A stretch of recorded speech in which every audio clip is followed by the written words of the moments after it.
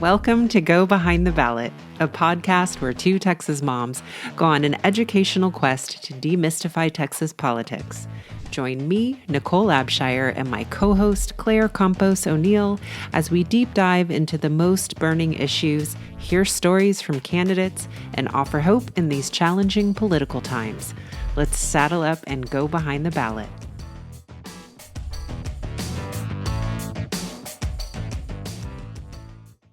Hey, y'all. Welcome to this episode of Go Behind the Ballot. I'm Claire Campos O'Neill. And I am Nicole Abshire. And we are so thankful you're here with us. I know we say that a lot, but we really do mean it. We so appreciate that you're tuning in to listen to this episode, which is going to be a wrap-up of our Food Insecurities series. Now, before we get into all of that, I'm going to back up because I like to start talking and then rewind. If you like our show, please share it with a friend. That really helps us grow and get the word out and get more feedback from y'all. So we would greatly appreciate that. And also consider leaving a review or a rating and sign up for our newsletter or both. Yeah. You don't have to pick one. And signing up for our newsletter is a great way to get nice little concise recaps of our shows. I've had lots of people say, I get your newsletter and I didn't have a chance to listen to the whole show or read the whole thing, but I get to browse it. And I'm like, well, that's good. You're opening it. And that really helps us.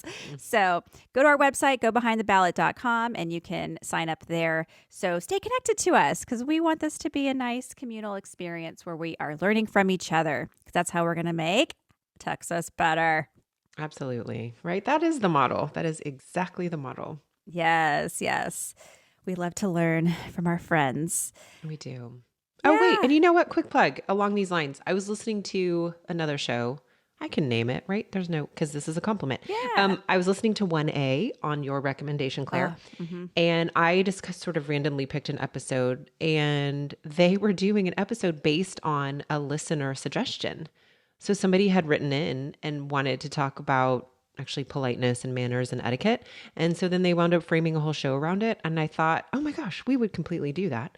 Yeah. So yes, please stay in touch. Yes. It is helpful to know because we're going off of what we kind of think is of the moment and what we're curious about, but we want to check in, take a temperature. What do you guys think? So let us know.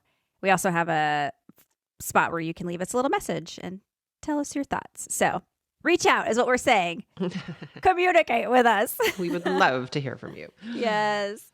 Okay. Well, now that all of those announcements are out of the way, we are going to be recapping our Food Insecurities series. So if y'all have been with us, you will know that Nicole and I have been digging deep into trying to understand food insecurity in Texas. What are the causes? Why are 1 in 8 Texans food insecure? How do we make it a better system? And why has this been such a persistent problem? And it's an interesting topic because I don't know that we would have picked this on our own. We were, I think, a little guided to consider taking it up because as a reminder, Nicole and I had a really fantastic panel at South by Southwest that was titled Hunger Games, Who is Winning in Our Broken System? And the focus was on shining a light on food insecurity in this state to make sort of a bigger case about what food insecurity looks like in America. And we learned so much from our panelists, but then we wanted to keep going further. So we interviewed many folks for this series, learned a lot about inequality and just so many of the things that contribute to this persistent problem. That's really the best way to put it. And we're going to share some of the things that we took away from these episodes. So let's kick it off and talk about the first interview we had, our first guest interview, which was with Adam Johnson. And Adam Johnson has a podcast. It's called Citations Needed. It's a media criticism podcast that him and his co-host do. I think it's every week. And I've been listening to his show forever. They talk a lot about inequality and the way the media portrays these inequalities.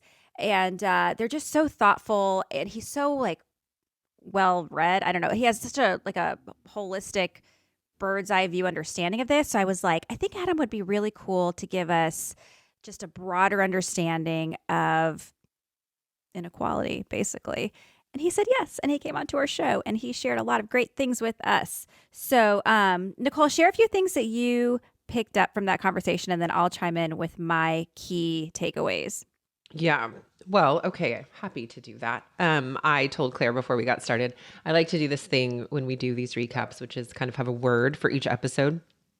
And so for me with Adam, my word was framing, right? He just completely, and their show actually does such an incredible job of really looking behind the story to talk about the framing, what assumptions are we supposed to just, come into a story with that affect how it is framed. And they really shine a light on that. So for me, I would say what Adam has done is really open up my eyes to the ways that stories are framed and the assumptions that I'm expected as a reader and a consumer to just have coming into it. And so he's so great. They are so great on their show at really exposing that framing. And so that was a huge takeaway for me, and also made me think much more broadly about this topic in terms of poverty, right? This is just a symptom of a bigger problem that needs addressing. And while it is so important that we get people fed, that the other huge part of it is that we actually deal with poverty. Mm-hmm. Yeah, I love that word framing. And I love that Adam, and I think his show, it's kind of like about the why. Like, I think well, why do we have food insecurity? And the media offers answers about why that is, but they don't feel true a lot of the time, or comprehensive or complete. And his show really helps you step back and say, what is it that the media is telling you about the why? And is that accurate? So I've noticed even myself just being a little bit more critical of some of the stories I'm starting to hear and saying, wait a minute, I don't know if I like this kind of built-in framework that I'm being given. So it's helped me to have a more critical eye, which I really appreciate. And some of the narratives that we hear again and again regarding poverty, and which leads to food insecurity many of the times, is this idea that the poor can't be too comfortable, that we just don't have a floor here in America for people who are poor. We've created an economy where people have to have a job just to meet their basic needs, and a lot of times those jobs don't provide enough to cover those basic needs, and it's just this vicious cycle that is what it is, and the media kind of accepts it. But it's like, wait a minute. Maybe we could make a floor. So it helps you start thinking in a different way. And then you can think of different solutions because of that reframing that Adam really emphasized. Another thing that I'm noticing more and more is this idea of perseverance porn. He mentioned how a lot of times in the media we'll hear these stories about, well, they're supposed to be heartwarming stories, but this young kid, needed to pay for his dad's surgery, so he decided to double up his newspaper route or whatever. And people are like, oh, isn't that so sweet? Instead of saying whoa, why? How come this dad can't get his surgery? And why is it so expensive that this kid has to bust his butt to make it happen? Why don't we have universal health care?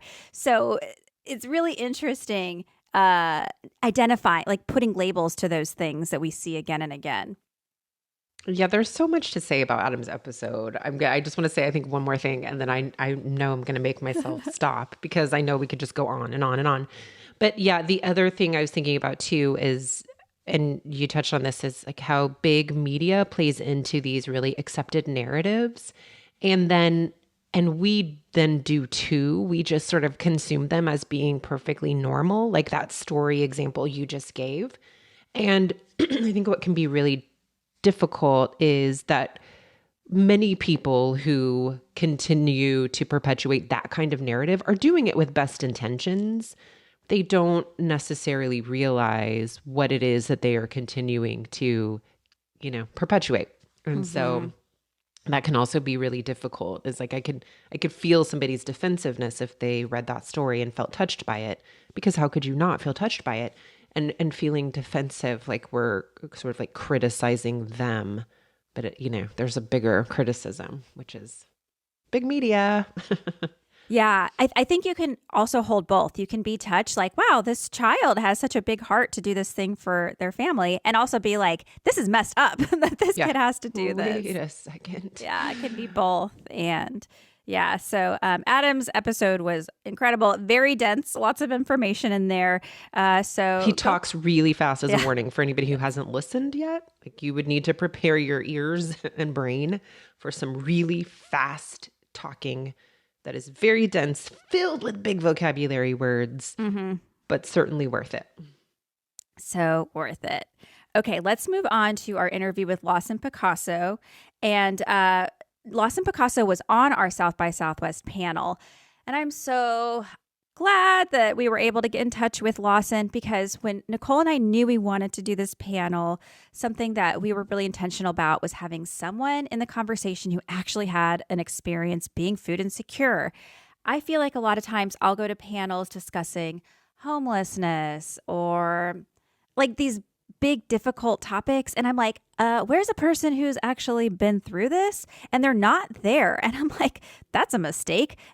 Who better to speak about this and the solutions, what worked, didn't work, than someone who's been through it?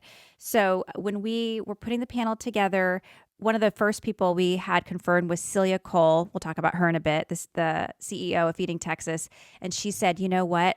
Let's try to get in touch with Lawson Picasso. She has a compelling story, and now she is a voice for holistic systemic changes. She testified at the White House Conference for Hunger, Nutrition, and Health.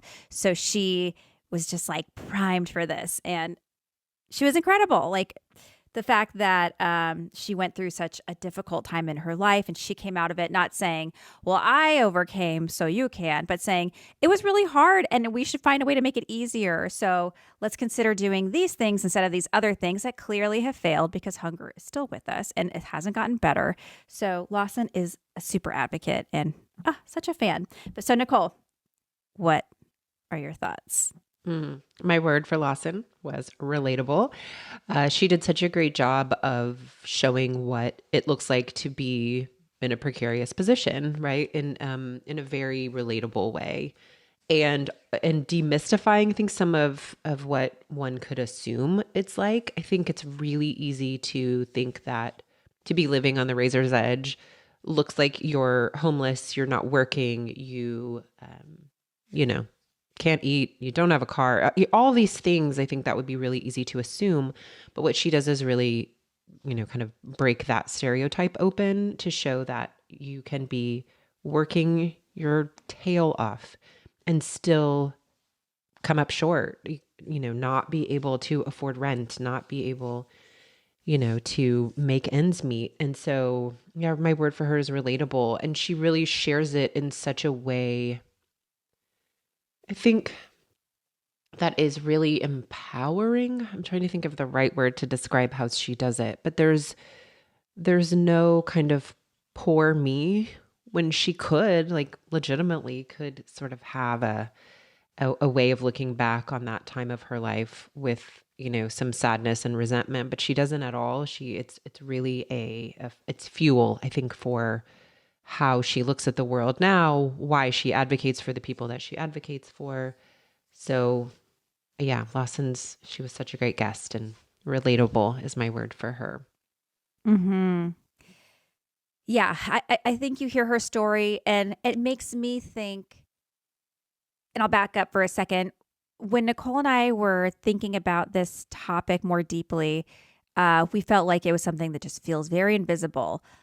Like you hear the statistic, 1 in 8 Texans is food insecure, which is a lot of Texans. And I'm like, but is it really that bad? Because we tend to kind of live in our bubbles with people who are kind of in the same socioeconomic status, because we live in our neighborhoods and our kids go to the schools zoned to our neighborhoods and we drive around and go to the stores close by to us. So if you're of a certain class, it can feel like, really, is this so bad?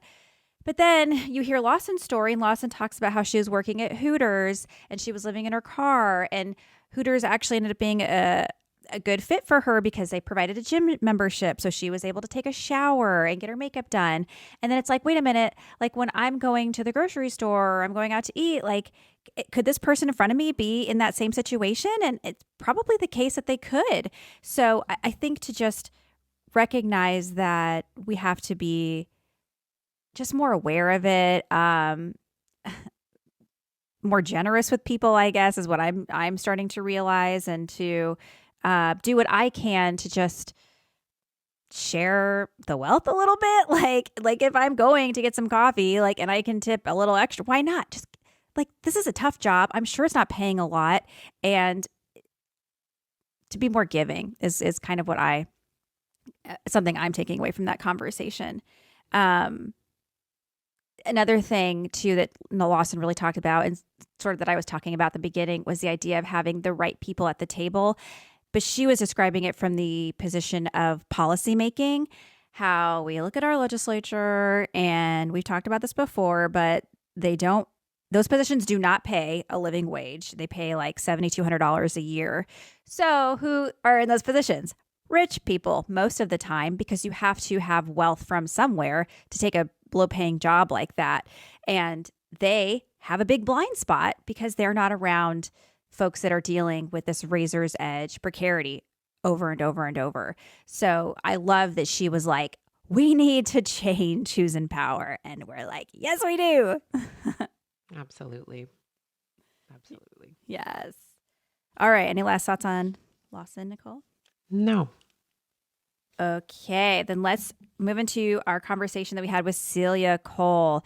So Celia Cole is the CEO of Feeding Texas. And Feeding Texas is sort of like the umbrella for the other food banks here in Texas. So they help coordinate where food should go. Right, Nicole? Right. Yeah. And they advocate sure. in the legislature and help to shape policy. Yes. And Celia shared with us that she's been doing this work for 25 years, trying to eliminate hunger in Texas.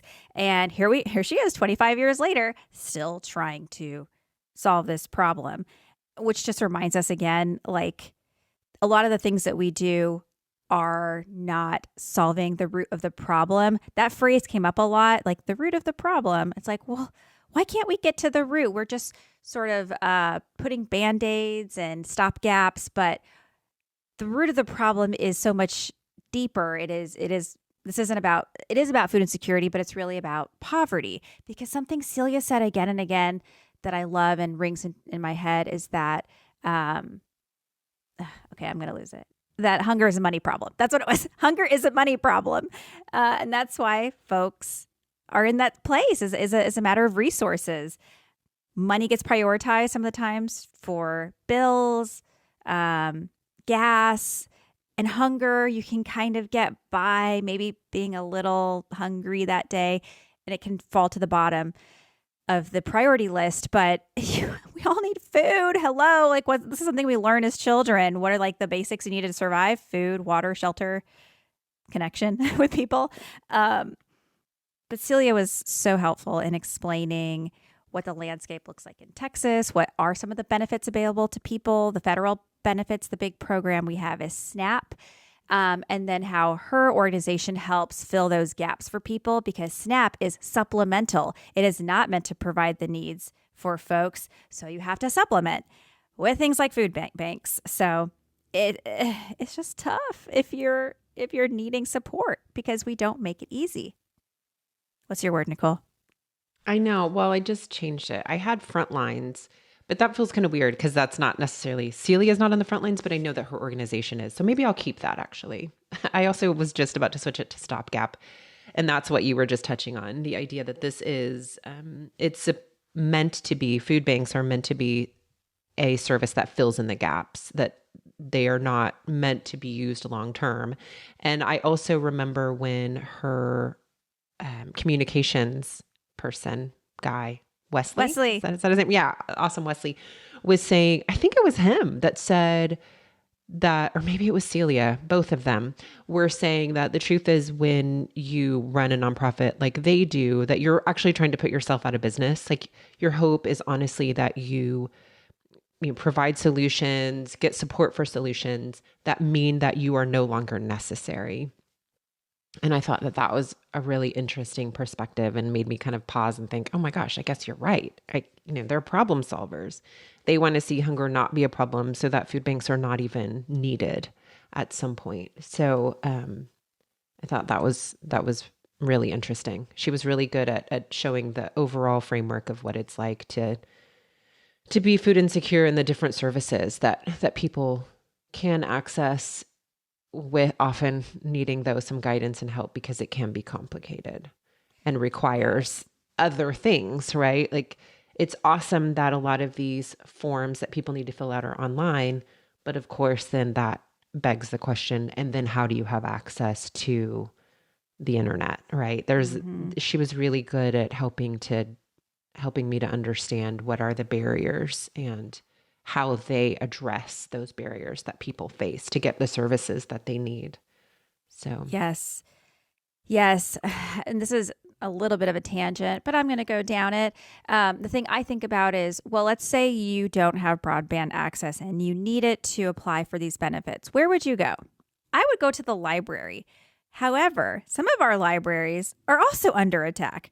So if we lose that public good, it's like, what other dominoes fall? So I think it's just important overall to be mindful of the need for a strong public goods system here in America, because the way we've structured it kind of all stacks on one another. So we can't let one fall, because that could have these ripple effects on people that need things the most. So absolutely. Having those benefits available benefits us all, even if you currently are not in need.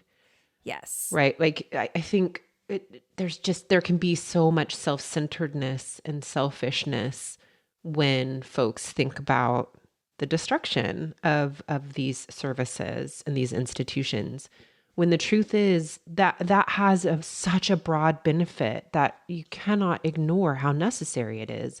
And also, this might come up again, but something I was thinking about again as we were talking about Lawson, is that she reminded me of the times in my life that I have so easily forgotten about, because I'm in a more stable position at this point in my life.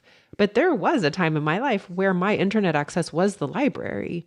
I did not have a laptop. We did not have internet service at our house. And that is what I would do. I would go to the library. You have your little log on, you sign up for your time, you wait for your name to come up on the computers, and, it tells you which computer you get to go use. And it was usually in 45-minute increments. I had my little, credit card thing system so that I could print off if I needed to make, copies there. I mean, I think it is just really true that we all have times in our life, many of us, not all of us, but many of us have times in our life when we do need these services. Mm-hmm. And let's just not ignore, even if you don't need it now, remember that there maybe was a time. Yeah. And even if that's not true for you, that it benefits you, that other people have access. Right. And something too, like with Lawson, I think she said that when we make these social programs weaker and someone is in that state of emergency, it's so much easier to keep falling deeper and deeper into it when they can't have that immediate boost that they need. And if they have that boost, then they can get back and do the things they need to do. But instead of that, they're looking at a situation where it's like, oh no, like I can't pay my food, and now my lights are out, and now my car's repossessed. Like, it can really spiral fast.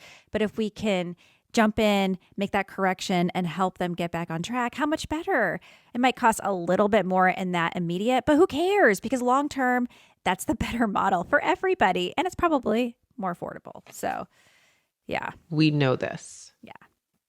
Yes. Yeah. Well, I have a feeling let's roll into Laurie Green, but I think some of the Celia things are going to like weave into that as well. 100%. That's why I've been, tried to be mindful. You don't need to say it all in one time, because there's so many themes that repeat. Yes. Yeah. Yeah. So Dr. Laurie Green is a professor at UT, and she was not able to be on our panel, but she spent a lot of time with us helping us understand the history of hunger in America leading up to the panel. And then she was on the podcast, and she's just such a wealth of knowledge. I'm like, can I go audit your class? I really loved everything she taught us, all the resources she provided. She's the one who mentioned this CBS documentary, Hunger in America, that we recapped in another episode, that really helped us understand where we got now regarding hunger. And just gave us this like really great timeline on how America solved quote unquote hunger in the past and also discovered hunger quote unquote in the past. And these like moments in time. Yes, there's so much. Well, what's the word that you have, Nicole? I'm curious. I know, right? Shout out to Dr. Green, who I love to just call Laurie. She's my great friend. Context. Context was my word for Dr. Green because she provided the context, right? Everything really, it felt like the puzzle pieces really came together with our discussions with her. And as you mentioned, she was so generous with her time and resources. My goodness, we had, a talk with her that wasn't recorded. That was just us sort of getting to know each other and her providing step one of our education, where she shared more resources that then we could go read and watch. And I mean, it was just, she provided so much to provide that context for us. But then also what I just adore about her, she really opened my eyes to framing, pushing back a little bit or pulling back a little bit to the Adam conversation. Her framing is really, really, I don't know that it's unique, but it is not something that I had stopped to think about in terms of how I look at history. And the way that she includes the voices of advocates, how I think I had this idea, I guess, that history was sort of almost like it wasn't active, like it's this passive thing that just sort of happens to people. Yeah. And like big events are just like, it's these coincidences of events that all just maybe sort of happen, in these timelines. But what she really did for me was help me see that is not a very accurate representation of how history works, that there are advocates and people who, especially in these cases, are suffering and who are, sort of shouting in the ways that they can shout and making people pay attention to the things that need to be paid attention to. And that framing was fascinating for me and really has made me rethink how I look at historical events. Agree. Yeah, you're actually making me think. I feel like I had this assumption that in the government, they just sort of deal with things like, okay, we figured out this thing. Let's move on to this thing. And it's like, it's not at all like that. It's like kind of the squeakiest wheel gets the grease. And she did highlight how when it came to hunger, it was a lot of the advocates who were leading the charge and saying, this is a big problem. Come see it. They invited legislators to come visit these hometowns where in some cases, babies were dying of malnutrition and starvation. Same with children. People were having very short lives because of the things they were eating. And it was an awakening point for those policymakers because they were like, oh my goodness, you're right. This is a problem. And we have the power to do something about it. And the advocates were like front and center, pushing until they finally got some attention. And I think it's a good reminder that that's what we still have to do today. A lot of, big corporate business interests have lobbyists who do this for them. But when it comes to things like this, it's the community organizer, the neighborhood person who is having to make the case and fight for those who really need the resources. And a word she said that has really been in my head is retrogression. This idea, and this is like a bigger talk about democracy, but that we're going to tend to slip to retrogression to policies that are not forward moving without that fight, that we can't just take things for granted, that it is it's like a muscle. You got to work it. It's going to atrophy if you do nothing. And I think it's a helpful reminder that this is constant work because it's also work we've learned that people get really burnt out on, but to remember it's a marathon. Like you do what you can do, and then the next person will do it, and then the next, because that's how it's always been. And I like having those reminders because I think in the moment you can feel like, oh my God, the world's on fire. It's like, but this is how they probably felt 50 years ago, 100 years ago, 1,000 years ago. It's just, this is our moment and we're going through that experience. But when you look back, you're like, okay, I can kind of see the echoes of where we are now. So yeah, it was so great having a historian give us their perspective. So important. So important. And you know, it seems counterintuitive, but I know that for me, knowing about the past I felt really challenged to ground myself in the present, right? Exactly what you were just saying, then to realize, wow, things feel really heightened and crazy right now. And that is how I'm sure it felt in the, the late 60s. And so like really pay attention to the present and call attention wherever we can, be advocates wherever we can, because we don't want this moment to pass without some sort of progress, right? Yeah. Yeah, she's great. And I know and a reminder too that the heroes often go unsung. Mm-hmm. Oh yeah, it's true. And I think too, also remembering, because we can be like, oh, why has there been no progress? But when you look back, you're like, actually, there has been pretty good progress when it comes to this issue. It's not gone by any means. But one thing I'll mention that we learned from Laurie was the surplus food commodities program, which is fascinating because it was this program that was created to help farmers. The government was wanting to sort of artificially inflate prices of certain commodities like sugar, flour, lard. So they would buy back excess and then give it to hungry people. So they were like, hey, check, we help the farmers, we help the poor people. But it's like, wait a minute, those foods are not healthy. So there's a lot of malnutrition happening. I thought that was fascinating. And then also learning from Celia Cole, I didn't know this until our panel, but food banks kind of came about the same way. It was like grocers and folks who had excess food. They were like, we should do something with this. Oh, let's give it away to poor people. Like, it's so backwards the way this has been constructed. But here we are. Yeah, we keep seeing the market being prioritized over people, which is like, I don't think that is a good model for a healthy society. Perhaps we could flip that upside down, prioritize people over the market. That might be a good way to move forward. Yeah, I mean, we could. Call me radical. Exactly. Exactly. All right. Well, Laurie was fascinating. Listen to all these podcast interviews. But if you want some history, that's the one to go to. I mean, yes, chef's kiss. Yeah. Okay, next we spoke with Mando Rayo. I messed up his name in the interview. So Mando Rayo. He's did incredible. You? Yeah. Remember I said I don't know what I said. Roya? I don't know. I was like, sorry, Mando. It's early. But Mando has a really cool podcast called Tacos in Texas. And he also has a book. Is it the same name? United Tacos United of Texas? Tacos. United. Oh my God. What was I going to say of America? It might be America. He has a lot of great media. Blank. Sorry, Mando, you're listening. Yes. Oh, and we've watched it. It's just like the actual name is not coming to mind. Well, he has like a book, a podcast, a show. Like, he does a lot in this space, and he calls himself a taco journalist.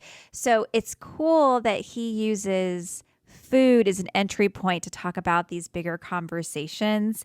And we were just excited to talk to him because we're like, let's lighten it up a bit.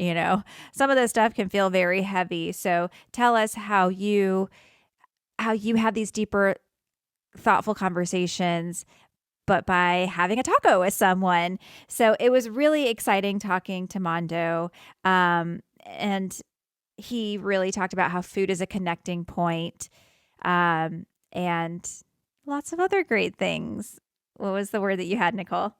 Well, first, let me confirm. It is United Tacos of America is the show. So we were right. And my word for Mando was storyteller. You're so right that he did this incredible job of, he leads with fun and food. And so for me, I was just so charmed. But then all of a sudden he'll kind of weave in something that's really compelling and politically interesting. And he really reminded me that those things can be compatible, right? You can tell a really interesting and compelling story and make a bigger political or social point And he was really great at reminding me that those two things can be aligned. I think sometimes that when you need to learn new things, it needs to happen in this very dry, formal way. And what Mando, I think, really blows the lid off of is the idea that no, it can actually be really fun and interesting and playful and still really grounded and educational and, factual. And so I really, really appreciated that point of view because I needed to be challenged to realize that. Mm-hmm. Yeah. And I think he also, I have this note that I wrote down that said, why do people want us to separate and stay surfacey?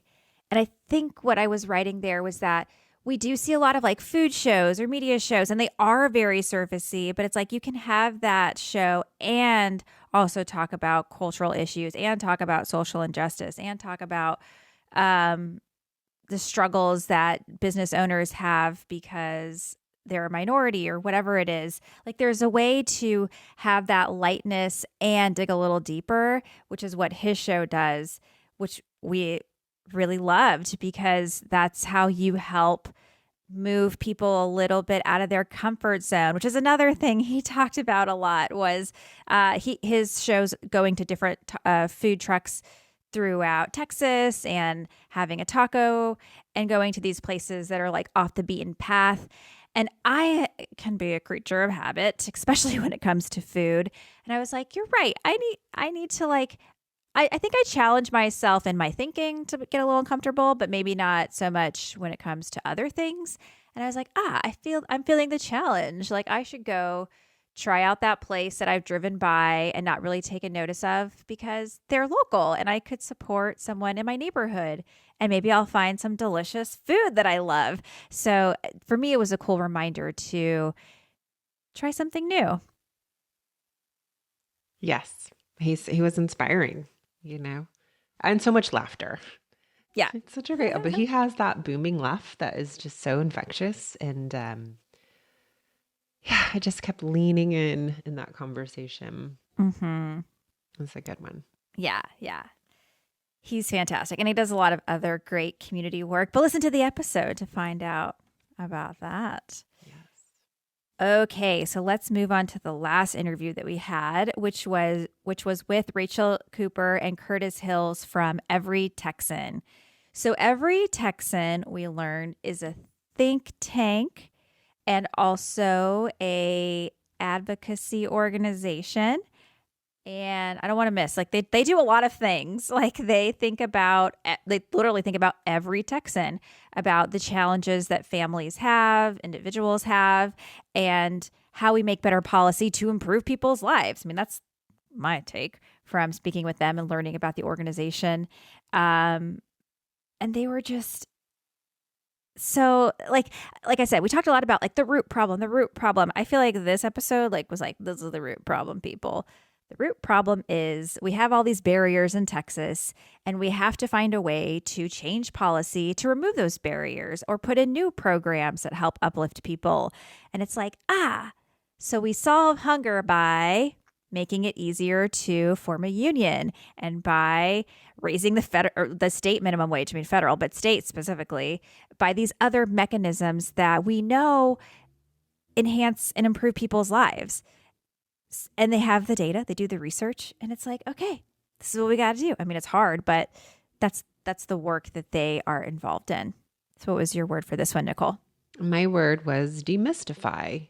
I do feel like they demystified a lot of exactly what you're talking about, how to solve these problems. And the folks that they advocate for, it's like, how can you not, right? How can you not say yes to their proposed policies? And yeah, the reason why I was starting to think that maybe Frontlines, I should move to that episode was because it felt to me as if they are super in touch with what's happening on the front lines for people. And so I'll stick with demystify, but I will say that they felt very grounded in and well-versed in what it is like for Texans who are living on the razor's edge. And so I really appreciated what they brought to it. And also like I loved Curtis's, they both had incredible perspectives, but I remember specifically when Curtis was talking about how the pulling back of SNAP benefits could affect college students. I had never stopped to consider college students. And so I was challenged in that moment to really think about how much I've tied the idea of college to privilege. And yet the truth is I don't want to have that conflation in my head, because I think that education should be accessible to all people, regardless of your income or your family's, financial stability. So of course, college students could need to access SNAP benefits, but that was just really eye-opening for me and brought a new perspective that I hadn't thought of before. So yeah, I really, really appreciated what they brought to my consciousness. So I recommend, I guess I don't not recommend any episode, but yes, definitely listen to that one. Yeah, I it's funny as we're going through the shows and the interviews, this kind of did put a nice I don't know, bow button at the end of the series, because we started with, Adam Johnson describing how we don't have a floor here in America when it comes to providing people's basic needs. And something that they said was there should be a floor. And it's like, yeah, there should be a floor, that people should be able to get jobs that are safe, free of harassment, meet their basic needs. And it's like, of course, like this is common sense. Surely if someone is working, they should be able to provide for the things that they need. And even that is a little bit challenging, like work requirements. Like we're just so habituated to think that like in order to live a good life, work has to be part of that. But like, what if you can't work? Or what if your work looks different? Like it's taking care of a family member. We just take these things as truth instead of like having a more nuanced understanding of what it means to live a productive life. But this is why I appreciate our show and our guests, because it's like that doesn't feel right to me. And talking to them, it's like, okay, y'all are like speaking, y'all are making sense. And my brain is like, okay, that's right. This is why that thing felt kind of not right. And yeah, Not they were right. providing the understanding of the why, the why part. The other thing I want to bring up about that conversation was, when you hear these repeated phrases in a lot of different places, but it's the same phrase, you hear it in lots of different places, but it doesn't, I hear it and I'm like, okay. But then it finally like resonates. Like I have that aha moment where somebody says it in a new context and I'm like, oh, that's what that means. And when we had the conversation with Curtis and Rachel, for me, that phrase was, this is a political choice. That conversation is the one where that finally like hit for me and really resonated. And specifically, it was when Rachel was talking about our minimum wage and how low it is, right? Here in Texas, what is it? $7? $7.25 an hour, which is the federal minimum wage. States have the option to raise that, but we haven't done that. Right. And that, it was like when she said, I think she specifically said, like that's a political choice. We could raise our minimum wage. That's when that really hit, the idea that so many of the problems that we see, so much of what is happening with, with the poor, the working poor. Yeah. The idea that that is a political choice just really hit. Yeah. And we talk about healthcare too. I mean, like it hits again and again. Right. Again. This could be different. It could be different. And to tie it back to my pretend story, which I'm sure is somewhat true somewhere, but like say the little boy trying to help raise money for his dad's surgery. It's like that is a political choice, a choice that we do not have universal free healthcare for everyone. And I know that I'll have conversations with my family and I'll be like, oh, well, that's not right. If you start to like pull back the onion a little bit, and it's like, right, it could be different. And there's some cities in Texas that will try to pass policies like paid sick leave. And then the state legislator will say, you can't do that. That's like a states' rights things. Like we have to make that decision, and they'll repeal that local level decision. Political choices, again, in action. So when you wonder, like, why are these people coming to work sick? It's because of political choices policymakers are making. And there is a different way to be. But it takes, like we were saying with Dr. Laurie Green's episode, that advocacy, that fight for a better life. Look at us integrating so many of the different episodes. Because yes, I was going to integrate, like Adam Johnson talks a lot about political choices. And maybe because he is a little more heady, I didn't quite understand it in the same way until Rachel and Curtis made it very, on the ground level. I could really see it. But yeah, it was really great the way that tied back in. It made all the things that we'd heard along the way make even more sense. Yeah. So. Yeah. And this is something I wrote, Nicole. Rachel, I think it was Rachel that said, we're a great state for business, but not for people. And again, when you were talking about like the markets, like with the surplus commodities program and the beginnings of the food bank programs, it wasn't about people. It was about business interest.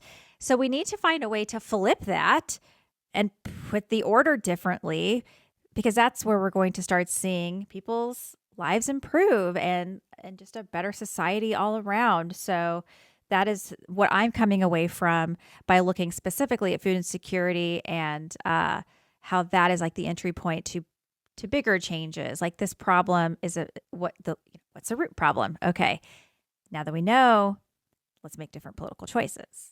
Absolutely.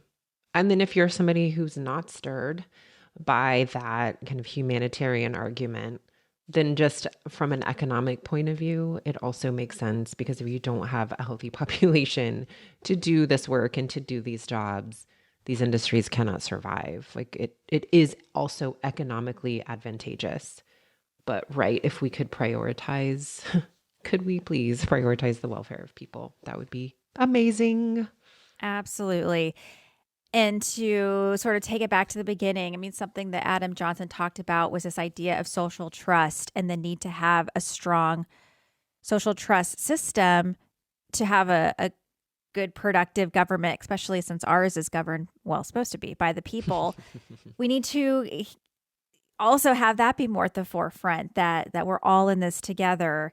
And when we can build that social trust, then we have more buy-in, and we do want to support these programs because we, again, see the value of caring for our neighbors and how we're part of this like communal world instead of our little islands, which again is a narrative that we've been told, which we're seeing is like not working in many of our favor. I would say any of our favor, but yeah. And that would be my argument too. I mean, the truth is, yes, we are connected. Whether you want to be or not, we are. And we share resources, and we share, like there's, especially if you live in a city, but even if you don't, right? I mean, like we really are connected. It just cannot be helped. That's just how society works. So yeah, what if we made that something that we treasure and value and treat with some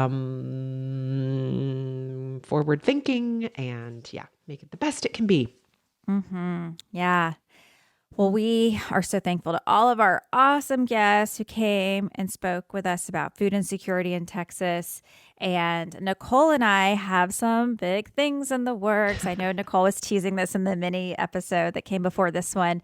But we're going to be doing a little bit of I don't know if it's a like refreshing the show.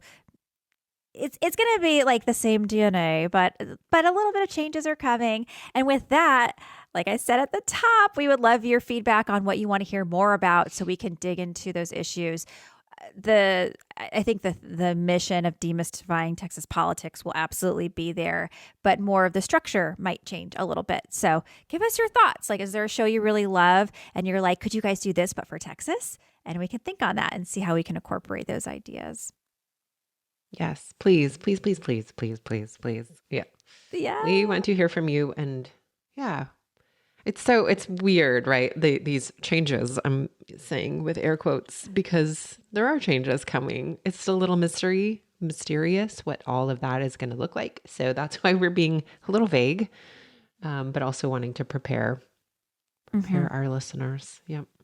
Yeah. But we're excited for what's coming down the road and the progress we will be making. So thank you for listening to this episode. We are going to leave it here and we will talk to y'all soon. Thank you, everybody, for joining me, Nicole Abshire, and my co-host, Claire Campos O'Neill, on Go Behind the Ballot. Hopefully, we've demystified some little portion of Texas politics, and we hope that you'll do more with us.